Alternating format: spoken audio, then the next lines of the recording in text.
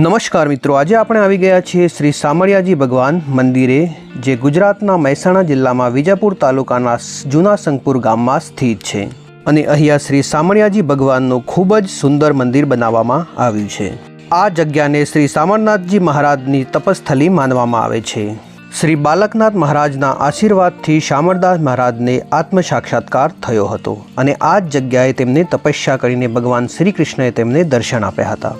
મંદિરની બાજુમાં એક ભવ્ય આશ્રમ પણ બનાવવામાં આવ્યો છે અને આશ્રમની અંદર એક પ્રાચીન વરખડીનું ઝાડ પણ આવેલું છે, જ્યાં શામળદાસ મહારાજે ત્યાં તપસ્યા કરી હતી. અને આ મંદિર મહુડીથી લગભગ 5 કિલોમીટરના અંતરે સ્થિત છે.